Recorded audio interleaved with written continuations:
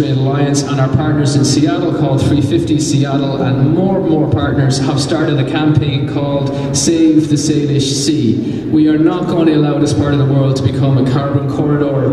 We have set up a pledge which says you're going to stand with us to fight back. You're going to network with the communities that we're networking, and we're going to represent one solid wall against coal, gas and oil. Are you with me? Alright, good. Come down to our table down there. We want to talk to you some more. You can take the pledge with us. We are going to turn this around. It is happening. Trust me, I've been watching this for years. What's happening on Burnaby Mountain is happening everywhere. We are starting to rise up. We're starting to fight back. Please come and talk to us down at our table, and we'll get us all working together as a big community. Very lastly, I want to thank our next speaker before he starts to speak, because John Clark created a space near us here, a space where people like me could go and discover a reason to live. And he has to be thanked because he worked so hard to do it, and now he's out fighting Kinder Morgan from stopping them being there. So I don't know if somebody else was going to introduce John. I think I might have just done a good job. John Clark, thank you very much.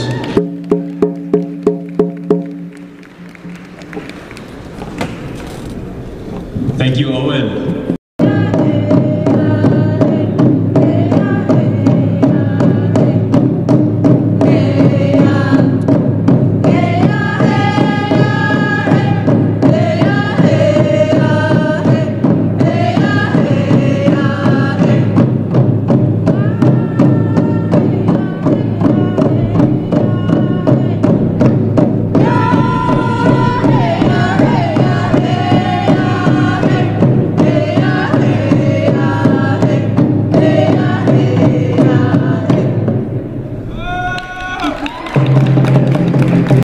Signifies an acceptance of the ability of wealth to undermine our basic democratic processes and civil rights.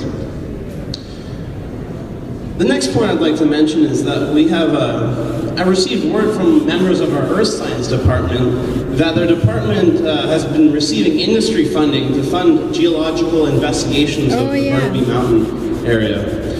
Now this is in order to characterize the geotechnical properties of the bedrock lithology, and the stability of surficial deposits. Professors within the department have employed former students and given extra work to postdocs to help with the investigation. The problem with this is that this isn't novel research. It's simply a case study that should be carried out by the industry. Now, we're not entirely opposed to industry-funded... Did you see that? Yeah. What's yours? There's some good ones. I like it. I must say, it is kind of frightening to be growing up in times when you have friends and teachers who are being sued by the oil industry for standing up for the land. I want to acknowledge the indigenous territories that we are standing on, the lands of the Squamish peoples.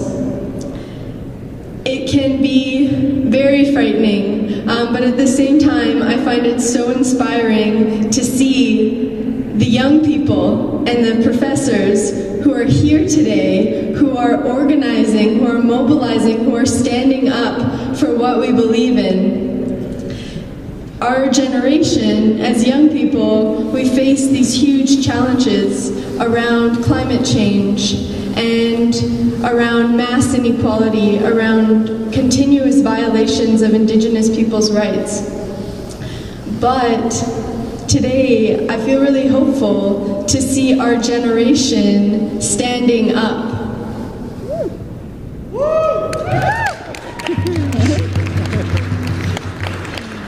When I saw that Professor Stephen Collis and friends Mia and Adam were being sued by Kinder Morgan, I felt really discouraged and afraid, knowing that these kind of heavy-handed tactics are being used on our teachers and our friends. And then when I saw that another friend had been arrested, Mel Clifton, I was also feeling really afraid and discouraged. To think that they're using these tactics on our friends for being in a park, for taking a walk in the park, for standing up to protect the land for future generations, it just feels so backwards. But I think we can feel something that is stronger than that sense of fear. And we can feel it when we come together, when we meet each other and look at each other eye in eye, and when we see each other up on the mountain, when we see each other coming together at rallies, and we feel a sense of solidarity and a sense of community and a sense of love that is so much stronger than the fear that Kinder Morgan is trying to instill in our movement.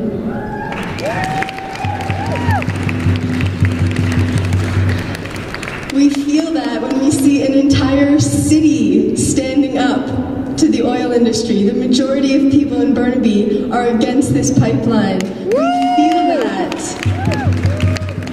when we see the Tsleil-Waututh launching a legal challenge to stop this pipeline because of its violations of Indigenous rights. We feel that hope. When we see a climate deal being struck between China and Canada, this is historic, this is awesome. We know that it's not enough, and we know that we need to go even further. But now Canada has no excuses to not act on climate change, to say, oh, we'll act when the biggest emitters act. They don't have that excuse. They need to commit as well. And we feel that hope more than ever when we see our friends putting their bodies on the line, people committing to take action to stop those trees being cut down. This is our generation finding its footing and finding itself to forge a different path that isn't this dangerous, reckless, oil industry-led path, but instead is our own path. We face some huge challenges because the Harper government is going completely against the wishes of our generation, like with the cutting of social services, the cutting of environmental regulations, and with pushing these massive tar sands pipelines against our will. But excitingly, young people have a huge amount of power in terms of being able to turn things around. The last election was only won by a matter of 4,000 votes in key strategic ridings. And if we're able to mobilize young people in those ridings, there's about 20 across Canada, one of them is right here in Burnaby. There's huge power here to shift the balance of power. The Council of Canadians is doing a democracy campaign to defeat the Harper government in the next election. And I tend to be really skeptical of the whole electoral system, but I'm really stoked about the power that our generation has to actually shift things. So if you're interested in getting organized on that, there's a sign-up sheet for the Council of Canadians Defeat Harper campaign. The urgent challenge we face here, though, today is this Monday, or even sooner, we're going to be hearing the decision of the court injunction.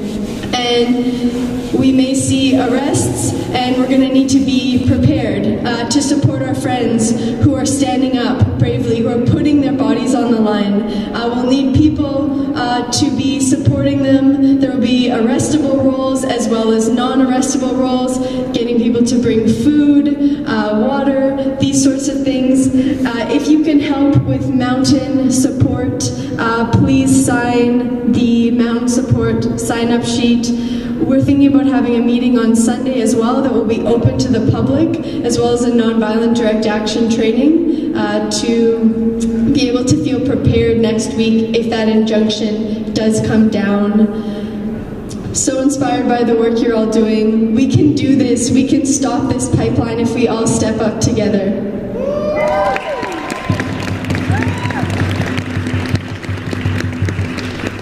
Thank you, Bridget. Now, I'd just like to give everyone a reminder. We have about 20 community/student groups tabling here, so please go on. Sorry, I'm going to fix this. Please pay them a visit, for example, Council of Canadians with the petition, and out on campus with their hot chocolate and cookies by donation. Of course, money going to the legal fund to support the people being sued by Kinder Morgan. Now we have Mr. Devin Cass from SFU's Graduate Student Society. She thought about it, and she thought, no, I'm gonna fight. I'm gonna fight. And other people in that neighborhood, they thought about it, getting out quick, and they said, no, we're gonna fight. And people on Capitol Hill, where the fumes come up the docks, where the tankers get loaded, Elsie Dean and Elin and others, they said, okay, we're gonna fight. We're mad as hell, and we're not gonna take it anymore. Try that. We're mad as hell. Again, we're mad as hell. Mad as hell. And we're not gonna take it anymore. And we're not gonna take it anymore. Tell it to Kinder in Houston. We're mad as hell. We're mad as hell. And we're not gonna take it anymore. And we're not gonna take it anymore. I've been on stage to speak in my ancestral language from the Squamish Nation to welcome you to our mutual territories and to welcome to you what we call Waitin. That is the name of this place. I don't know it as Burnaby Mountain. I do know it as SFU. But this place is embedded with our mutual shared ancient history. And it is one of many places that forms a large network in between our communities that me as an archaeologist and a faculty member here at SFU does research on. And so I teach here at SFU in First Nation Studies in the Archaeology Department. But I am also from the Squamish Nation, and I live here and work here at SFU. I can walk home and it'll only take me 5-10 minutes.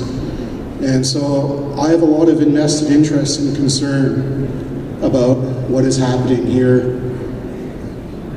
And I think it's really important to gather, to rally, to inform and educate and share knowledge. That is the first step in any sort of movement that we're doing here.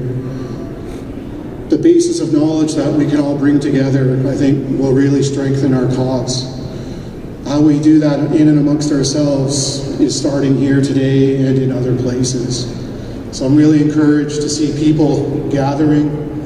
The numbers come and go, but it's good for me as an educator, not only in my culture, but here at SFU. I think this is really important.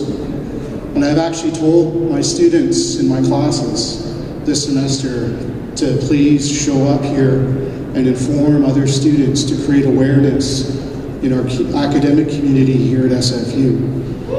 So I'm glad to see some of them here.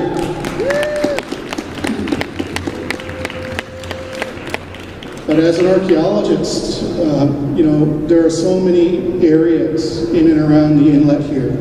There are thousands of years of history contained in the archaeological sites in this part of our mutual territories. And these go back thousands of years. And there are dozens of these right down here and in and around this mountain. Some of them have been investigated, some of them will likely be under threat because of these proposed developments. So those sites are, and this mountain and this landscape, this is our history. It is in the earth. It is written in the earth. And if it's impacted, destroyed in any sort of way, we continue to lose those parts of our history. And for me as an Indigenous archaeologist, those are important places because they can revive and revitalize our cultures because they contain stories and histories within them. And if they're wiped away, we lose more and more. And I think we've lost enough already, and I don't want to see any more loss from this point forward. Thank you. I studied hard. I spent 7 years studying really, really hard to get there. And then I got into this corporation. I realized I've been kind of fooled This is a little Owen. bit. I fear that the federal government here in Canada is making students like you guys the rip it and ship it folks. So what they're saying to you is, the only thing you're good for is to rip something down or dig something up and ship it off to Asia. And I don't know if you agree with me, but I believe that our most important resource here in Canada is up here. It's our brains, and we are not the rip it and ship it folk, and we're going to make a difference. So I met Sfpirg recently, and I want to put an offer to them, and I want to put an offer to you. We have to, if we're not going to be the rip it and ship it folk, we have to get together and we have to